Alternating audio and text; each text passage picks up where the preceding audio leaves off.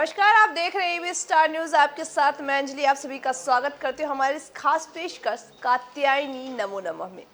आज नवरात्रि का 7वां दिन है और इस दिन दुर्गा माता के 7वें स्वरूप की पूजा की जाती है। आपको बता दें कि आज के दिन ही माँ कालरात्रि की पूजा की जाती है। माँ के इस स्वरूप में ही बहुत भयंकर माना जाता है इस रूप को।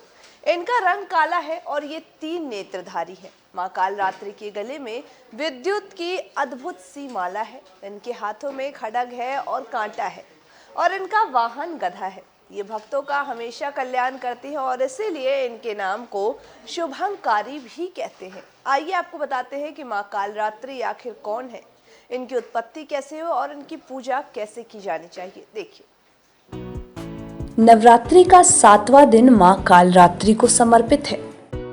इस दिन देवी माँ के कालरात्रि स्वरूप की पूजा होती है। शास्त्रों के अनुसार माँ कालरात्रि का शरीर अंधकार की तरह काला है। मान्यता यह भी है कि माँ का स्वरूप जितना विकराल है उतना ही माँ का स्वभाव दयालु है।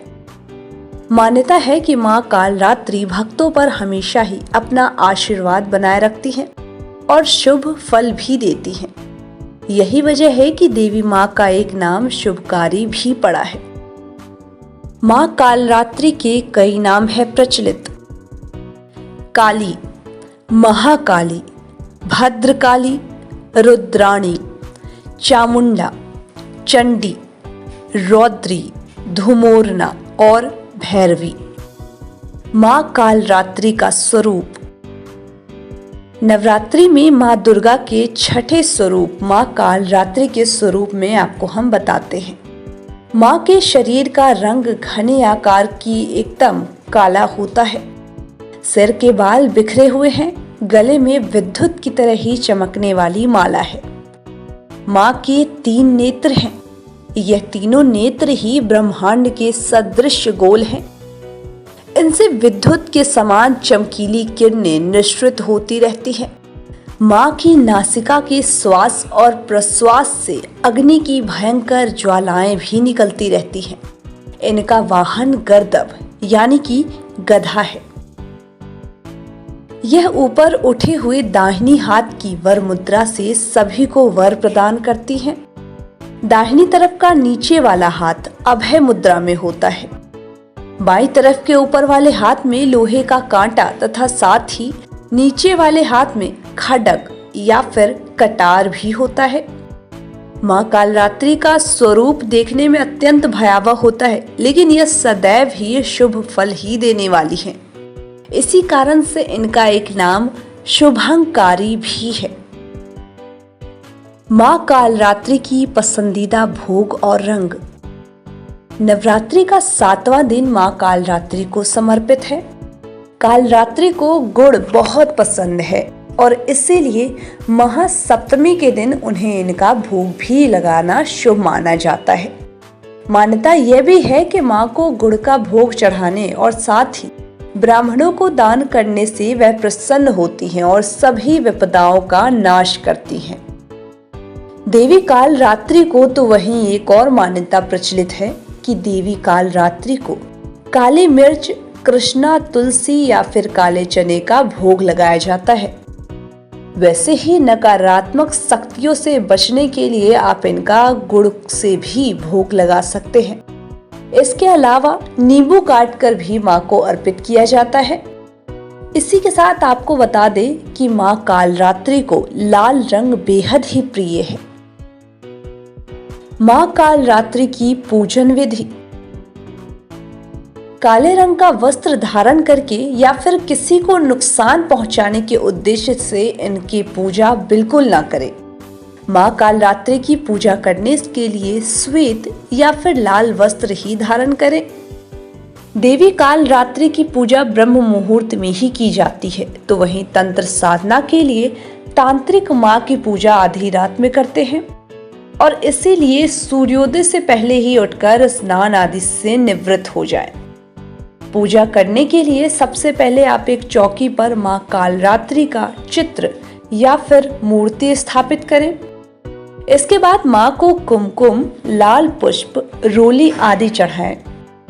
माँ के रूप में माँ को नींबुओं की माला भी पहनाएं और उनके आगे तेल का दीपक जलाकर उनका पूजन करें। माँ कालरात्रि को लाल पुष्प जरूर अर्पित करें। माँ के मंत्रों का जाप करें या फिर आप सप्तशती का पाठ भी कर सकते हैं। माँ की कथा सुने और धूप और दीप से आरती उतारने के बाद ही उन्हें प्रसाद का भोग लगाएं। अब माँ से जाने अनजाने में हुई अपनी भूलों की भी माफी मांगे। माँ कालरात्रि की कथा। कालरात्रि को काली का ही रूप माना जाता है। काली माँ इस कलयुग में प्रत्यक्ष फल देने वाली है। काली, भैरव, साथ ही हनुमान जी ऐसी देवी देवता हैं जो शीघ्र ही जागृत होकर भक्त को मनोवांछित फल देते हैं। काली के नाम व रूप अनेक, किंतु लोगों की सुविधा व जानकारी के लिए इन्हें भद्रकाली, दक्षिणकाली, मातृकाली व महाकाली भी कहा जाता है। दुर्गा सप्तशती में महिषासुर के वध के समय ही मां भद्रकाली की कथा भी वर्णन मिलता है कि युद्ध के समय महाभयानक दैत्य समूह देवी को रणभूमि में आते देखकर उनके ऊपर ऐसे बाणों की वर्षा करने लगी थी जैसे कि बादल मेरुगिरी के शिखर पर पानी की धार बरसा रहा हो। तब देवी ने अपने बाणों से उस बाण समूह को अनायास ही काटकर उसके घोड़ों और सारथियों को मार गिराया था। साथ ही उसके धनुष्य तथा साथ ही अत्यंत ऊंची ध्वजा को भी तत्काल काट गिराया था। धनुष कट जाने पर उसके अंगों को अपने बाणों से बीध डाला और भद्रकाली ने शूल का प्रहार किया। उससे राक्षस के शूल के सैकड़ों टुकड़े हो गए और फिर वह महादैत्य प्राणों से हाथ धो बैठा। शत्रु और विरोधियों को नियंत्रित करने के लिए मां कालरात्रि की उपासना अत्यंत ही शुभ होती है। लेकिन क्या आप जानते हैं कि देवी मां का एक ऐसा मंदिर है जहां पर दंपत्ति को संतान की प्राप्ति होती है। एक ऐसा मंदिर है कालरात्रि का मध्य प्रदेश के इंदौर में। इस मंदिर में जो भी एक बार आता है वो अपनी गोद भरवा कर ही जाता है। देखिए इस पूरी रिपोर्ट को। मध्य प्रदेश के इंदौर में है मां का इकलौता मंदिर।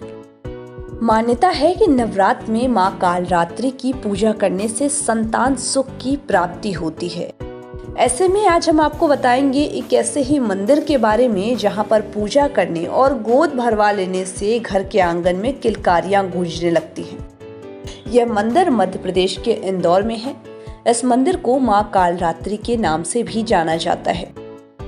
आंगन में गूंजती है किलकारियां।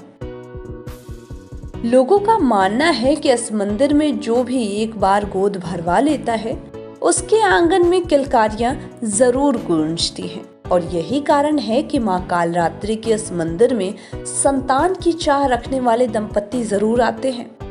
नवरात्रि के 7वें दिन मां कालरात्रि की पूजा करने के लिए यहाँ पर श्रद्धालुओं की भारी भीड़ भी दिखाई पड़ती है। यहाँ नारियल से भरती है गोद। मां कालरात्रि के इस दरबार में आने वाले भक्त मां को 3 नारियल चढ़ा करके गोद भरने की प्रार्थना करते हैं। मंदिर के पुजारी श्रद्धालुओं को गले में बंधन बांधने के लिए मौली का धागा भी देते हैं। मान्यता यह भी है कि इस धागे को कम से कम 5 सप्ताह तक गले में बांधना होता है। जब मुराद पूरी हो जाती है तो फिर यहाँ के पेड़ पर 5 नारियलों को तोरण बना करके बांधना पड़ता है। सिमरी में स्थापित कालरात्रि मंदिर को सूबे में इकलौता मंदिर होने का गौरव भी प्राप्त है। पूर्व में इस देवी का एक मंदिर मनेर में भी था, परंतु मुगल शासकों द्वारा उसे ढहा दिया गया। मां कालरात्रि मनेरिया वंशियों की कुल देवी है और इसीलिए लोग मंदिर के अभाव में इनकी पूजा सोने चांदी की प्रतिमा बनाकर करने लगे। अंततः इस वंश के लोगों ने पुनः सिमरी में अपने आराध्य देवी का मंदिर निर्माण साल 2003 में करवाया था। नतीजन शारदीय एवं वसंतिक नवरात्रों में मां का दर्शन एवं पूजन करने के लिए देश के कोने कोने से इस वंशज के लोग भी आते रहते हैं। या देवी सर्वभूतेषु शक्ति रूपेण संस्थिता नमस्तस्यै नमस्तस्यै नमस्तस्यै नमो नमः। इसी मंत्र के साथ आज के हमारे इस नवरात्रि के खास पेशकश मां कात्यायनी नमो नमः में बस इतना ही। मुझे दीजिए इजाजत और तमाम बाकी खबरों के अपडेट्स के लिए बने रहिए हमारे साथ और देखते रहिए एबी स्टार न्यूज़।